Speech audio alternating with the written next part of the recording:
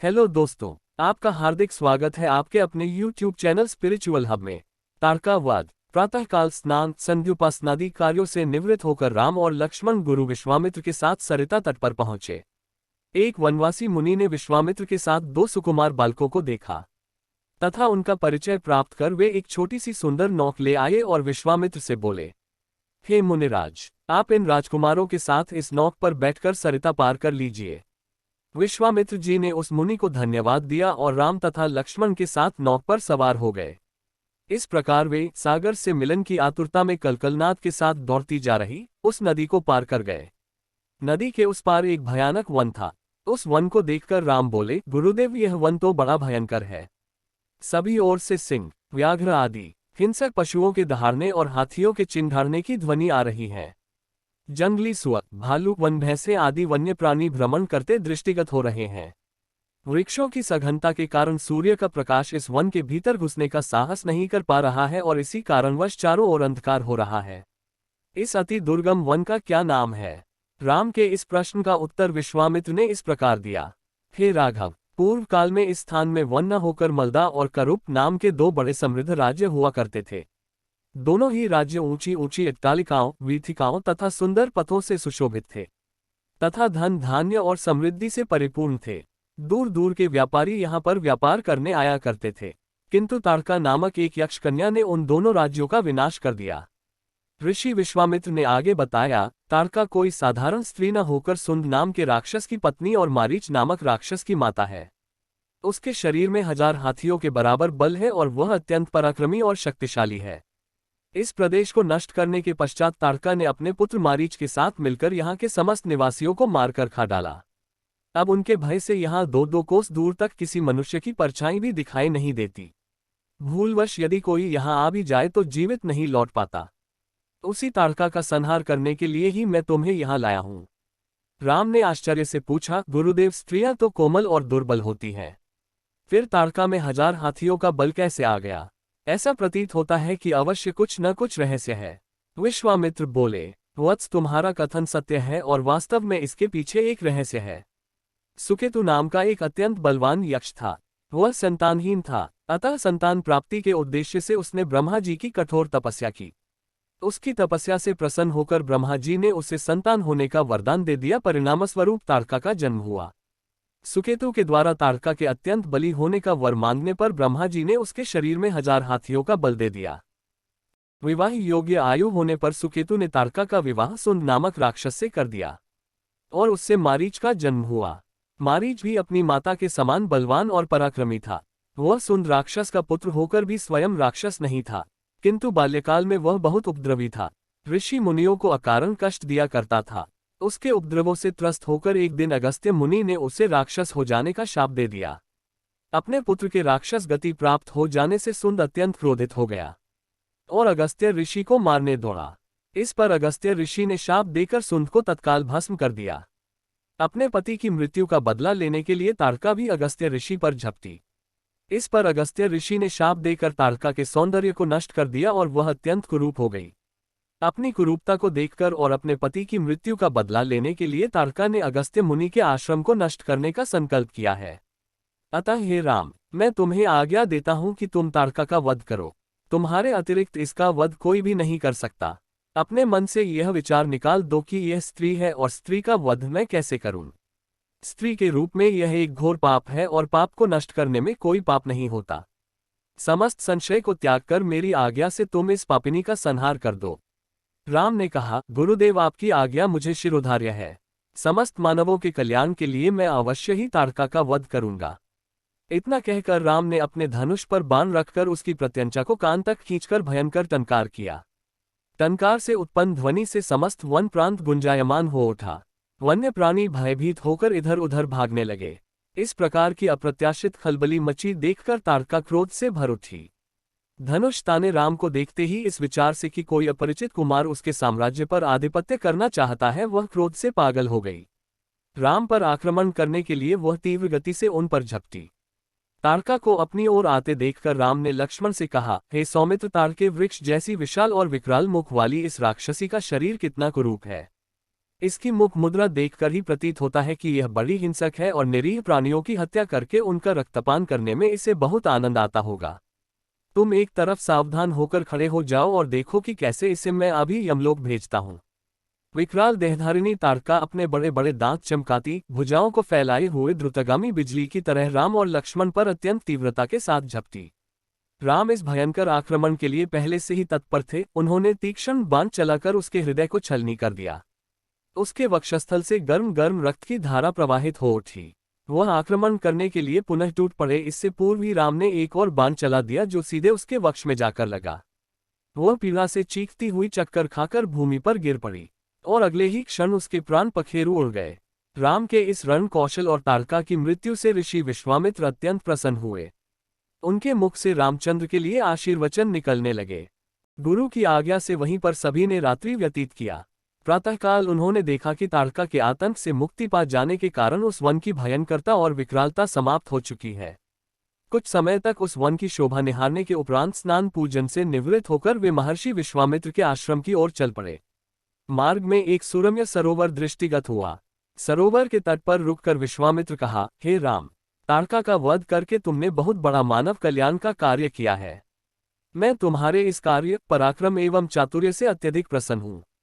मैं तुम्हें कुछ ऐसे दुर्लभ अस्त्र प्रदान करता हूँ जिनकी सहायता से तुम दुर्दमनीय देवताओं, राक्षसों, यक्षों, नागादिकों को भी परास्त कर सकोगे। ये दंडचक्र, धर्मचक्र, कालचक्र और इंद्रचक्र नामक अस्त्र हैं। इन्हें तुम धारण करो। इनके धारण करने के पश्चात तुम किसी भी शत्रु को परास्त करने का सामर्थ्य प्राप्त कर लोगे। इनके अतिरिक्त मैं तुम्हें विद्युत निर्मित वज्रास्त्र, शिव जी का शूल, ब्रह्मशिर, अशीक और समस्त अस्त्रों से अधिक शक्तिशाली ब्रह्मास्त्र देता हूँ। इन्हें पाकर तुम तीनों लोकों में सर्वाधिक शक्ति संपन्न हो जाओगे। मैं तुम्हारी वीरता से इतना अधिक प्रसन्न हूं कि तुम्हें प्रचंड मोद की व शिखर नाम की गदाएं प्रदान करते हुए मुझे अत्यंत हर्ष हो रहा है। मैं तुम्हें सूखी और गीली दोनों ही प्रकार की अशनी व पिनाक के साथ ही साथ नारायणास्त्र, आग्नेयास्त्र, वायव्यास्त्र, हयशिरास्त्र एवं क्रौंचास्त्र भी तुम्हें प्रदान करता हूँ। अस्त्रों के अतिरिक्त मैं तुम्हें कुछ पाश भी देता हूँ जिनमें धर्मपाश, कालपाश एवं वरुणपाश मुख्य हैं। इनके पाशों के द्वारा तुम अत्यंत फुर्तीले शत्रु को भी बांधकर निष्क्रिय बनाने में समर्थ हो जाओगे। राम, कुछ अस्त्र ऐसे हैं जिनका प्रयोग असुर लोग करते हैं। नीति कहती है कि शत्रुओं को उनके ही शस्त्रास्त्रों से मारना चाहिए।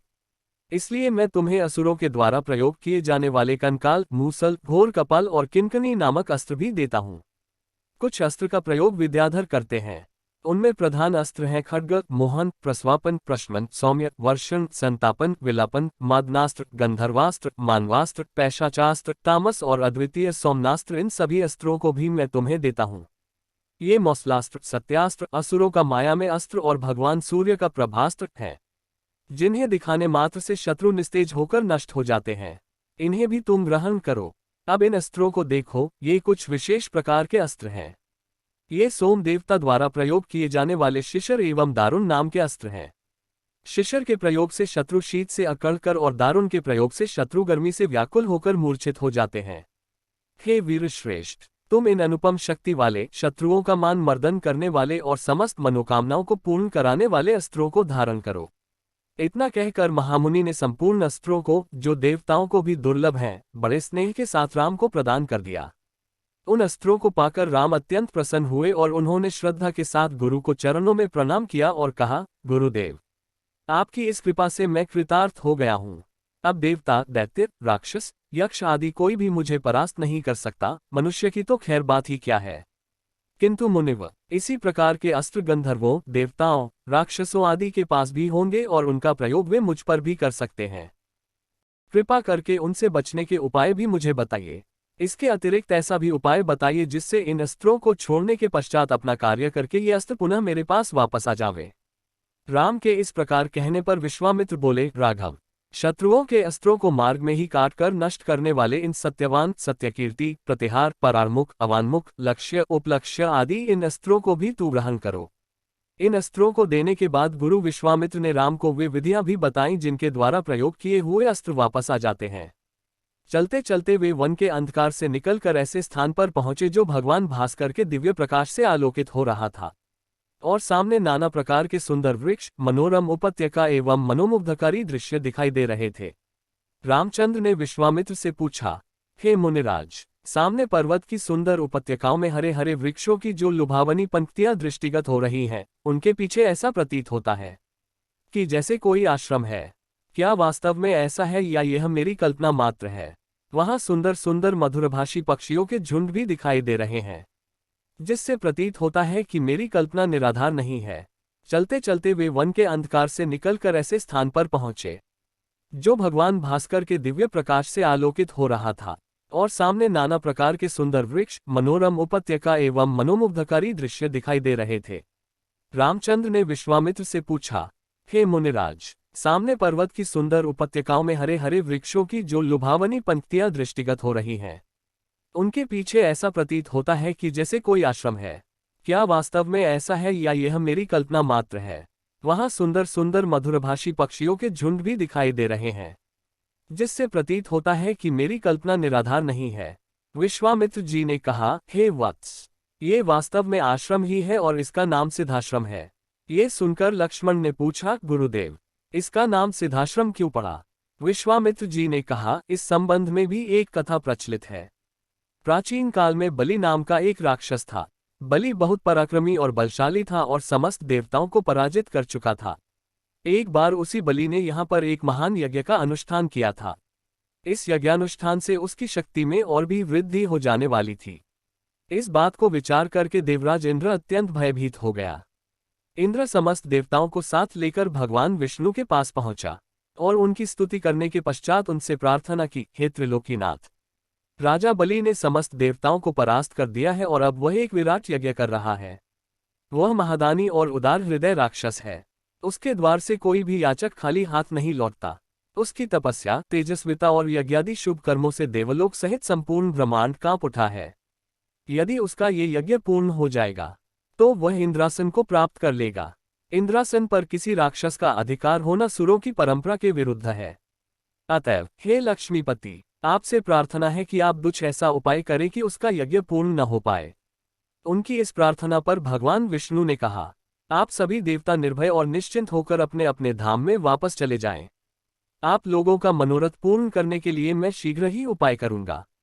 देवताओं के चले जाने के बाद भगवान विष्णु वामन बौनिक का रूप धारण करके वहां पहुंचे जहां पर बलि यज्ञ कर रहा था। इस बौने किंतु परम तेजस्वी ब्राह्मण से राजा बलि अत्यधिक प्रभावित हुए और बोले, विप्रवर, आपका स्वागत है, आज्ञा कीजिए, मैं आपकी क्या सेवा कर सकता हूँ।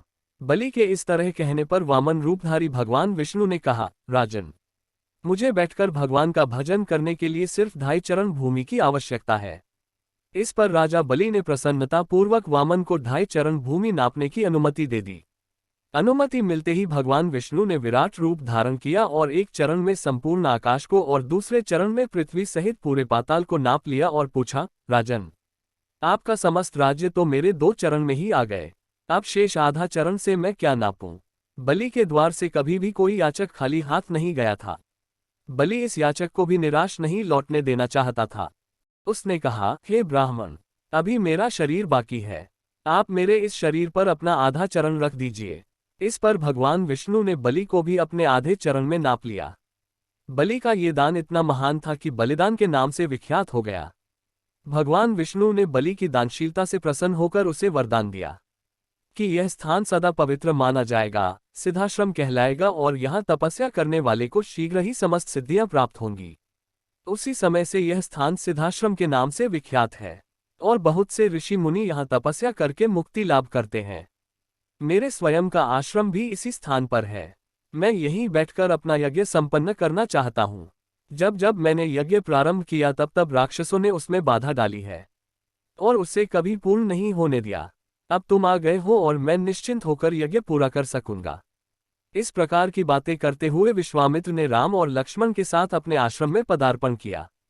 वहां रहने वाले समस्त ऋषि मुनियों और उनके शिष्यों ने उनका स्वागत सत्कार किया। राम ने विनीत स्वर में गुरु विश्वामित्र से कहा, मुनिराज, आप आज ही यज्ञ का शुभारंभ कीजिए। मैं आपको विश्वास दिलाता हूं कि मैं आपके यज्ञ की रक्षा करते हुए इस पवित्र प्रदेश को राक्षसों से मुक्त कर दूंगा।